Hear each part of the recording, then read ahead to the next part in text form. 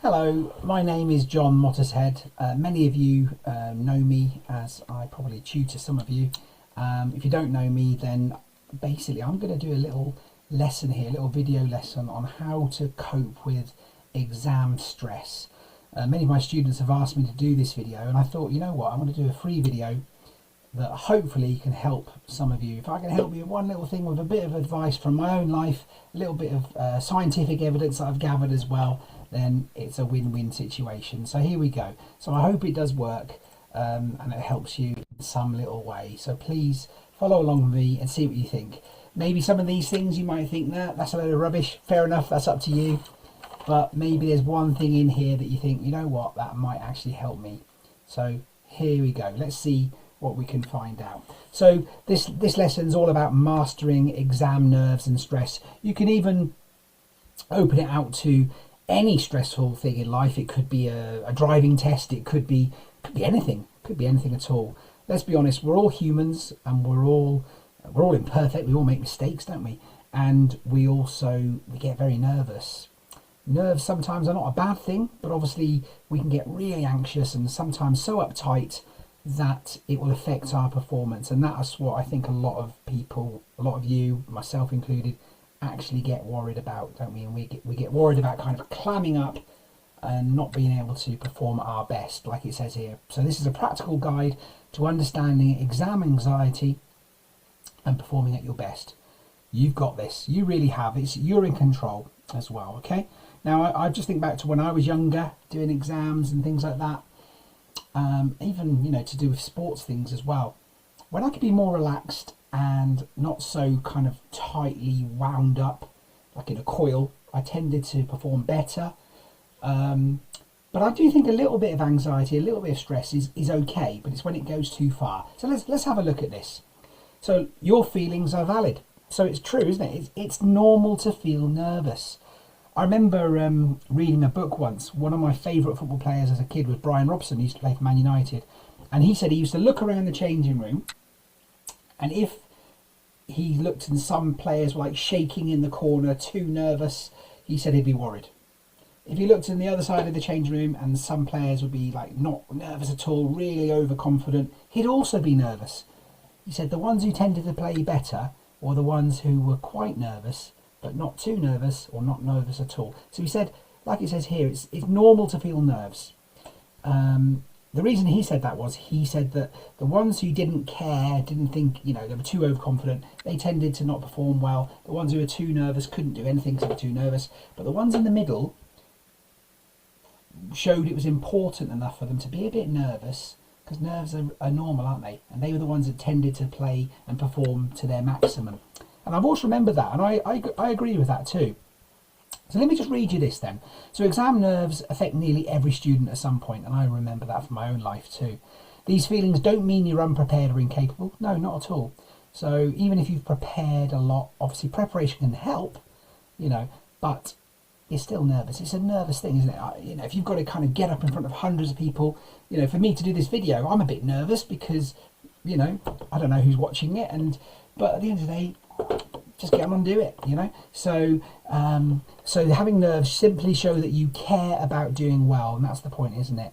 So understanding your own anxiety, my own anxiety, is the first step to managing it effectively.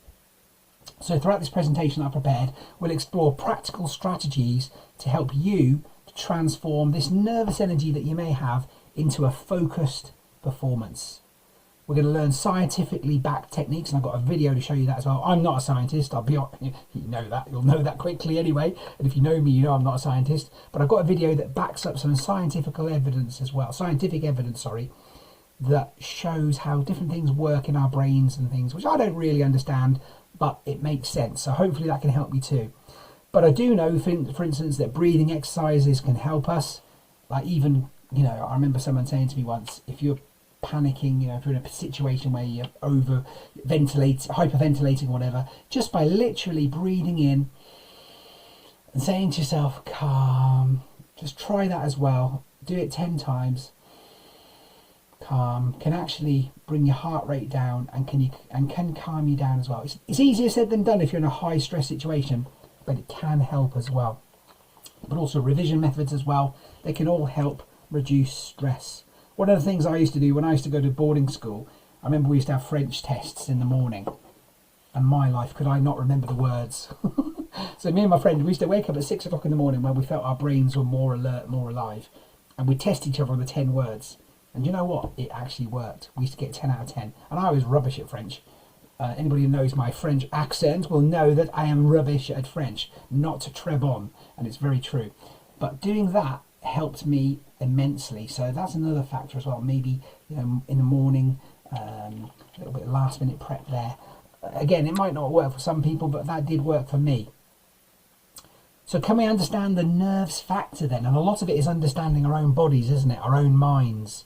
So for instance, your brain on stress. So exam anxiety triggers your body's natural fight or flight response, which we'll show in the video in a minute. This isn't a weakness. It's an ancient survival mechanism that's trying to help us. So we kind of panic on purpose. Our heart starts to race, doesn't it? Shaky hands, maybe sweaty hands, butterflies in the stomach. These are all caused by adrenaline. They're not signs of failure, just your body preparing for action, isn't it? I've heard of stories where women who had a little baby say, what was it? I can't remember exactly the story, but she was pushing a pushchair and something happened anyway, or someone needed help. She managed to literally scale this like 2-story building. Apparently she said she'd never been able to do anything like that before in her life, but because of the adrenaline in her body, it just made her like basically get up there quickly. So this is really true. Adrenaline can do amazing things, but it can also make us nervous. Energy, not enemy. A small amount of stress actually improves performance. Again, I mentioned that earlier with a Brian Robson analogy. The key is learning to channel those nerves into focused energy rather than letting them overwhelm you. So it's your friend, it's not your fish. Are friends, not food. So like this, stress, a little bit of stress can be helpful. It's not an enemy, okay? So try and remember that. It's not, again, it's easier said than done. So reframe the fear, okay? So your nerves aren't your enemy. They're fuel waiting to be channeled into success. So can we reframe that? Can we channel that little bit of fear? I don't know why it says fear twice there, but anyway, it was very scared, into something positive as well. In fact, we're going on to that now. So challenge your negative thoughts. So things like negative self-talk. If you said this kind of thing, I'm going to fail, I'm going to quit, everyone's better than me, I can't do this, my mind will go blank. No, reframe it. I always use the analogy of a glass of water. If it's half full, say it's half full. Don't say it's half empty. If you're saying it's half empty, it's negative straight away. It's half full up. Come on, be positive. So you can be positive. You're not going to fail. I've prepared well. I can do my best. I'm capable and ready. I know my material. But obviously you have to prepare it to know that. So your thoughts can really shape your reality. So when you catch yourself thinking negatively, pause and consciously replace it with something realistic and encouraging. This isn't about pretending problems don't exist. It's about not catastrophizing situations before they happen. So in other words, half the things you worry about never happen. It's true, isn't it? I remember my teacher telling me that when I was a kid, and I turned around and said, but half the other things do happen, miss. And she went, shut up, John. And I was like, true. But it's very true, isn't it? So half the things you worry about never happen. So be positive. This picture of this kid here, like kind of meditating, breathing, thinking, you know, we can do things like this. So another help I find in my life is praying. Now, a lot of people would laugh at me or ridicule me for that. A lot of people wouldn't. But again, it's what helps you. So I mentioned the breathing technique, prayer, like this girl in the picture. So inhale slowly for 4 counts. Breathe in slowly for your heart, it's making me tired. Fill your lungs completely, hold your breath for 2 counts, so 1, 2, exhale, breathe out slowly, steadily for 6 counts, repeat until you're calm. And it really helps. It helps physically as well, because it gets more oxygen into your body, into your blood. Fills your lungs with air as well, it helps regulate your nervous system as well, and it releases tension. And it does make you feel the difference immediately. If you're feeling nervous, try this. Maybe screenshot this page, save this video somewhere, I don't know, so you can watch it again, and hopefully it will help you. I really, really, really hope it helps you, because that's the whole point of this video. If it doesn't help you, I'm sorry, but I'm trying my best. I think it will. I think it will. This has helped me in my life So if it can help you, even if it's not an exam, it's anything, then great news. Then I will regard it as a victory. So that's good. Give something back for it. So the power of preparation. Prior preparation prevents poor performance. My dad always told me that, and it's true, isn't it? So prior preparation prevents poor performance. So if you prepare, it's going to stop you from having a poor performance. You think of any sports person, footballers train all week for the game on Saturday, don't they? Athletes, I remember reading Sebastian Coe's book. Wow, he didn't become an Olympic champion by luck, by just waking up thinking, I'm going to run this race and it'll be great. He used to train, he used to get up at 4 o'clock in the morning and run on the moors in the Peak District in freezing cold weather. But this trained him. So prior preparation, and then he ended up becoming an Olympic champion. So it's a good example, isn't it? So the night before, the morning of, did I turn that over? Okay, power preparation, sorry. Confidence through readiness. So the single biggest source of exam anxiety is feeling unprepared. It's true, isn't it? You can prepare and then get on the day and you think, oh no, I should have done that better. Well, that is our own fault, isn't it? So when you know you've done the work, your confidence naturally grows. Over preparation isn't wasteful. It's the antidote to underconfidence. I'll repeat that. Over preparation isn't a waste of time. In fact, it's the antidote to underconfidence. So say you've got to give like some sort of public discourse, and you practiced it, or you've got to read publicly, and you read it once, and then you get up there and you start messing up with the words a little bit. Could you have read that a few more times? Could you have read it maybe 3, 4, 5, 6 times to prepare? You could have, couldn't you? So, okay, you might wing it and do it okay the first time, but over preparation isn't going to be a waste of time. It will actually, and it should help you, and it normally does, doesn't it?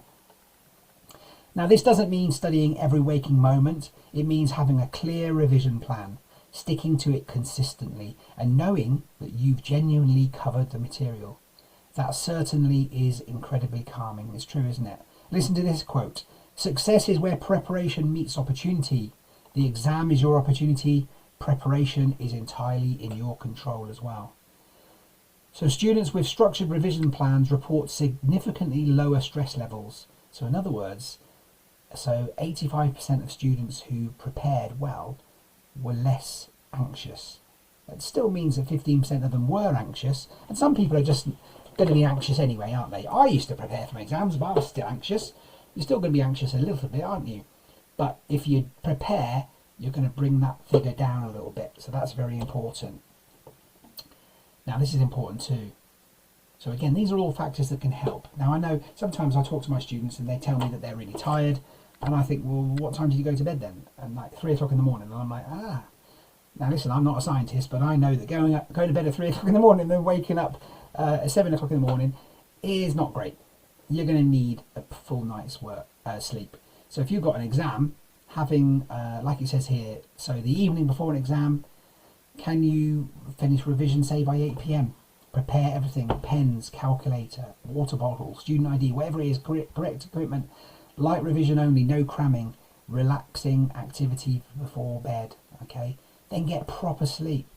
So a good 8 or 9 hours of quality sleep, if you can, obviously. Your brain consolidates memories and information during sleep. Cramming all night sacrifices the very thing that helps you remember. So sleep can do wonders for us. And then the exam morning as well. Have a nutritious breakfast with protein and slow release carbs. Avoid excessive caffeine. Maybe a glass of water is good. Leave home with plenty of time to spare. Arriving rushed increases anxiety dramatically. So for instance, if the exam starts at 9 and you know if you leave at a normal time you'll get there at 8:30, then do that. Don't leave it to the last minute. Make sure you know the route as well, I would say as well. And then just before the exam, try and avoid panicky classmates who haven't done these things. So show them this video, who are cramming or sharing worries. Find a quiet spot, practice your breathing technique and remind yourself, I am prepared, I can do this. As well, I know this sounds horrible, but sometimes, don't forget, kids are quite competitive, aren't they? I used to be, not a boffin, but some of my mates were boffins, and I think sometimes they used to try to kind of lull you into a false sense of security, because they want to beat you at the end of the day. So, and that's what I used to find anyway at my school. So these can be helpful tips as well. So sleep is very important as well. Plan to reduce panic. Structure and organisation are the enemies of stress. Control your schedule, control your anxiety. So write things down. I remember when I used to, my first job I had, I used to not write things down, and I was told, write things down. And do you know what? I write everything down now. And it does help. It does help. I'm very messy, as you can see. But I can see where I'm doing things, and then normally it just makes me miss less things and make less mistakes, hopefully. Create a realistic revision timetable. So balance is essential. So a good revision timetable isn't about filling every minute with study. It's about creating manageable, focused sessions with adequate breaks. Rest isn't laziness. It's when your brain processes and consolidates information. So it is important to rest. Include specific times for hobbies. When you think of the word recreation, it actually means recreation, doesn't it? So if you have recreation, in a way you're kind of recreating yourself, recreating your brain. So doing these things and exercise and seeing friends can help you, can't they? Students who schedule downtime actually perform better because they're not burnt out. Your timetable should feel challenging but achievable, not overwhelming. Now, I've taught a lot of Chinese students in my time, and I'll tell you what, they're the ones I've taught, absolutely fantastic. Very, very intelligent children. I'm a bit worried about some of them though, because their timetables were crazy, and I do feel that a lot of them are running the risk of being burnt out, but they're so focused, their parents are so driven and so focused on passing exams that they don't leave any room for anything else. There's not a lot of balance in their life, and it does worry me, but obviously I'm not their parent, so I can advise, but they do what their parents say. So, like for instance, I used to teach a student that used to get up at 6, start studying at 7, be at school for 8, 8:15, study from then until 3:30, get home for 4, do homework till about 6 or 7, then have private lessons till about 9 o'clock at night, and then a little bit of dinner, and then bed, and then it all repeats itself. And then I used to say to them, what are you doing on the weekend? Now, I felt bad as a tutor because obviously I want them to learn my subject, but I could also see that there wasn't any balance here. And they'd be saying, well, you know, I'm doing more homework, I'm doing more study. And I was like, well, what about, are you going to play badminton? Are you going to go swimming? No, nothing. And I'm like, And it's so. Now, don't get me wrong, they're very intelligent kids, but burnout is a big problem. And that's what I thought anyway, but that was just my opinion. And it agrees with this slide anyway. So here's an example of a weekly balanced example. I'm a very big believer, by the way, in balance. So, you know, for instance, if you're an adult and you're going to have a drink, yeah, have a drink, but in moderation. Don't go crazy, don't go nuts. So, you know, Eric Cantona used to be at Manchester United. He was the fittest player at United, and he said the players couldn't understand it because they all did the same exercises, they ate the same dinners, but he had one glass of wine with every meal, and they think it was down to that. So he said, oh no, I don't have too much, I just have one glass, and that was it. And so again, moderation. So that's my take on this anyway. So look at this, study sessions 15 to 20 hours a week, school time 25 to 30 hours a week, sleep 56 to 63 hours a week, meals and breaks 10 to 12 hours, exercise 3 to 5 hours, social and hobbies 8 to 10 hours. Everything has its place, doesn't it? That's an expression from the Bible, that is. So you're a human being, you're not a revision machine. We're not robots actually, are we? We are humans. Yes, we are all individuals. So remember that, it's very important. Little and often, the science of memory. So this is science, there you go. So distributed practice wins. So short, frequent study sessions, 25 to 50 minutes, are scientifically proven to be far more effective than marathon cramming sessions, like we used to believe 20, 30, 40 years ago. Your brain needs time to process information. The Pomodoro technique, work for 25 focus minutes, then take a 5-minute break. After 4 Pomodoros, sounds like a little football thing we used to do, take a longer 15 to 30 minute break. This maintains concentration and prevents mental fatigue. Prioritize your weaknesses. It's tempting to revise topics you enjoy or already understand. Resist this. Focus most energy on your weaker areas. That's where the greatest grade improvements happen. So that's true as well. Some great tips here. Hopefully, are you seeing maybe one thing you could try will help you here. Revise actively, not passively. So simply rereading notes is the least effective revision method. Your brain needs to actively work with information to remember it properly. Watch a video like this. Could it help you? Yeah, it's easier, isn't it? You can have a cup of tea, have some ginger nut biscuits, your favourite biscuits, laugh at my hairstyle, whatever you want to do, but as long as you're remembering these things, that's great, isn't it? So active recall and flashcards. Test yourself constantly. Use flashcards with questions on one side and answers on the other. Apps like Quizlet work brilliantly. The harder you have to think to remember, the stronger that memory becomes. Past papers. So that's good. You can download these normally free of charge. The absolute best revision tool. Practice under time conditions to build familiarity. I'm a football coach as well, and we used to train. I say to the kids, train like you're in a game. Why? So when you're in a game, you're already used to it because you've been training like it. So revisions like that. Revision, past papers, exams.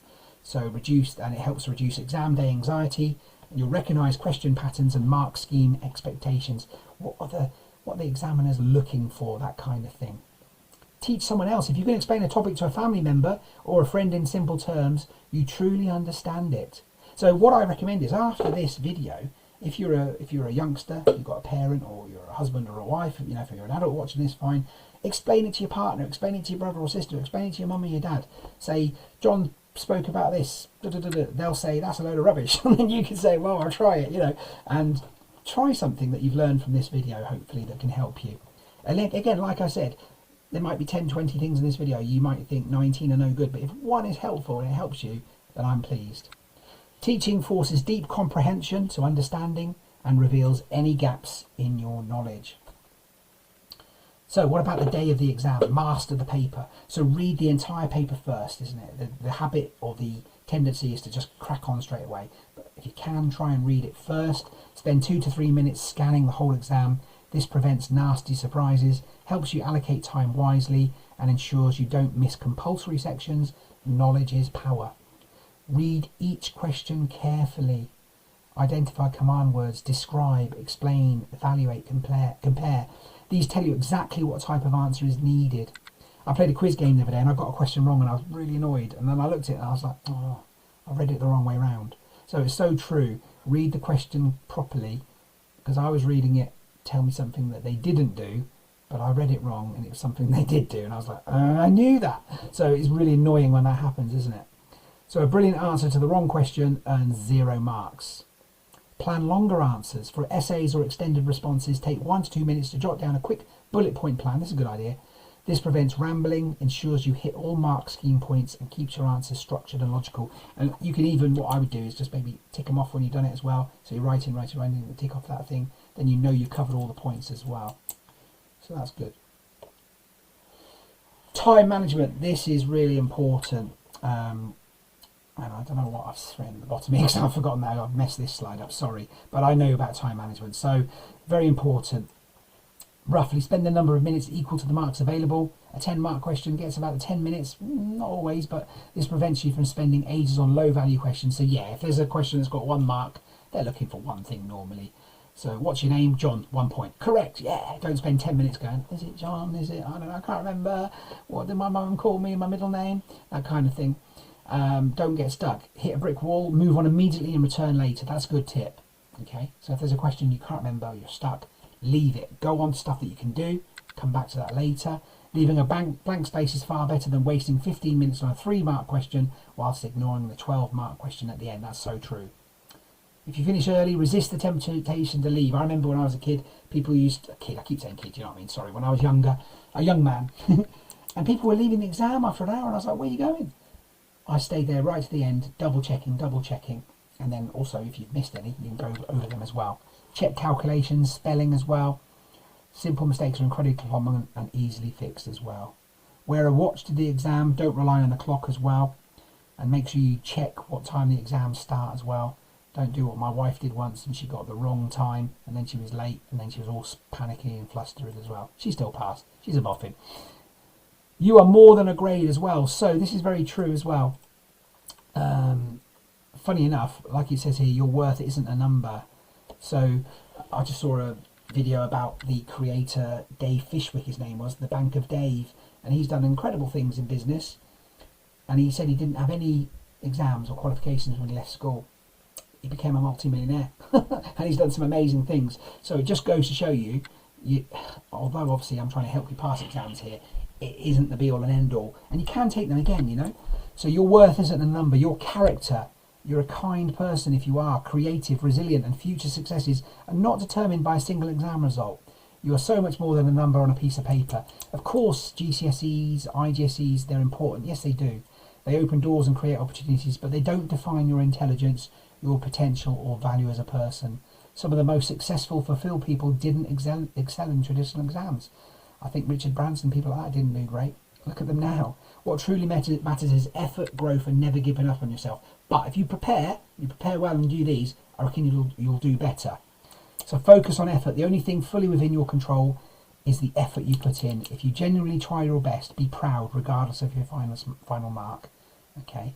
I used to do that when I was coaching. If my team lost, but they came off sweating, I'd be like, okay, I don't like losing, but you tried your best. If they didn't come off sweating and they didn't try and they kind of didn't care, then I'd be a little bit upset. But if they gave their best, then what else can you ask for, you know? Self-care is essential. Schedule fun, exercise, healthy eating and sleep. A well cared for body and mind perform infinitely better than an exhausted, stressed out one. And that is so true too. Your exam success toolkit. So before exams, create realistic revision timetable. Use active recall methods. Practice past papers under timed conditions. Prioritise weak topics. Sleep well and eat nutritiously.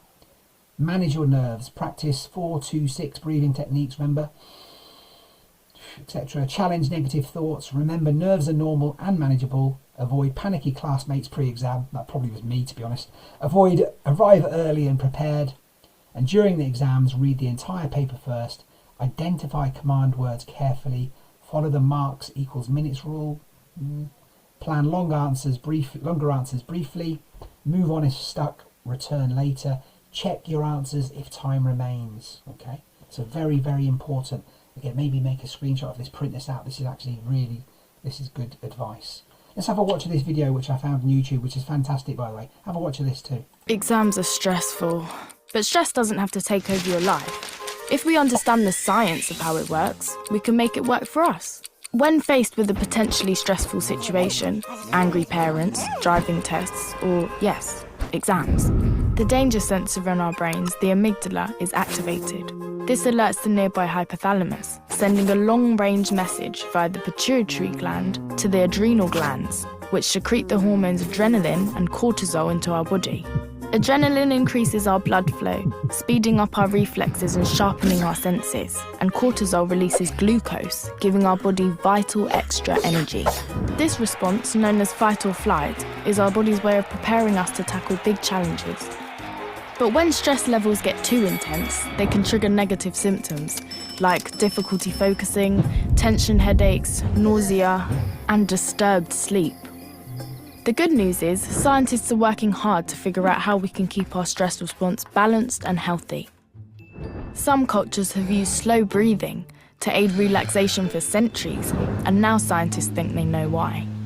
Inhale, now exhale slowly. When we slowly exhale, the signals that control our heart rate are altered, making our heart beat more slowly, and a reduced heart rate helps us relax. Another trick is exercise.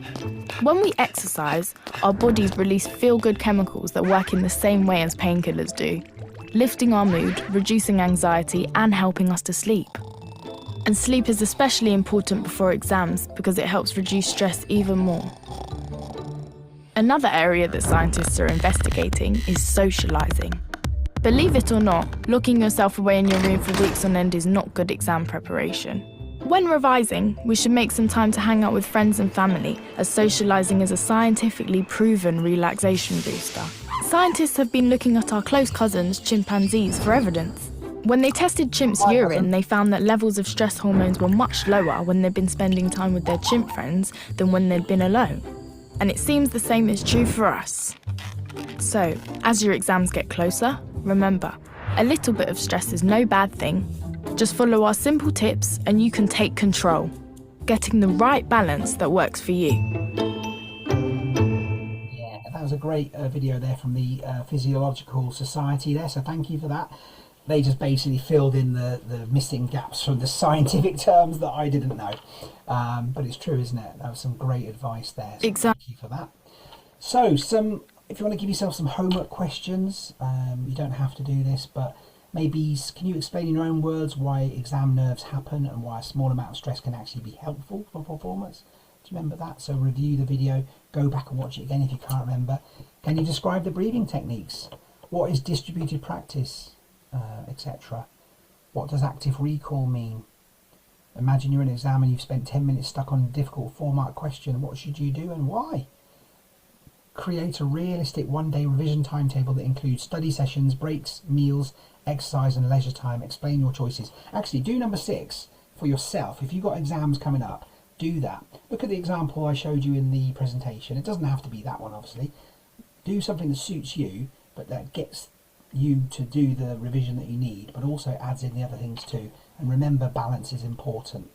And estimate model answers if you want to check it as well. So I won't read all these out, but if you want to pause and check, if you wanted to do it as like a little test to see how you did as well. But it's up to you. This isn't really a lesson like that as such. It's more of a kind of a helpful thing, really.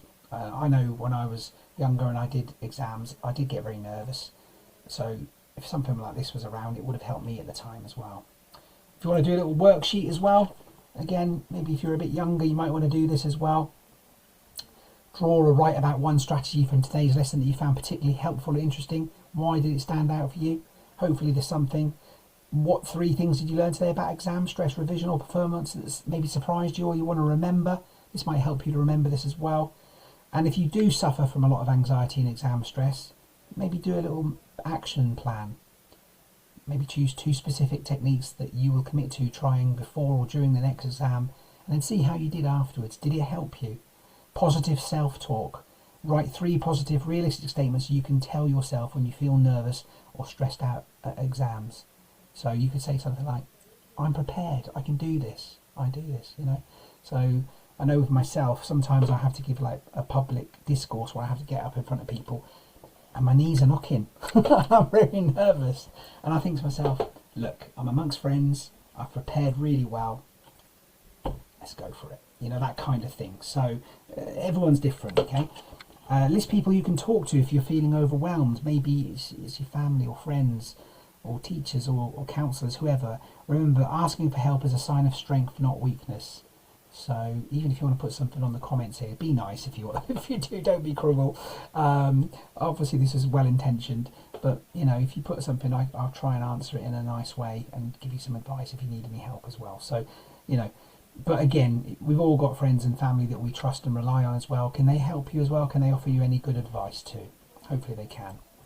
So I think that's the end. So that's the end of my little presentation. I've put this up on YouTube.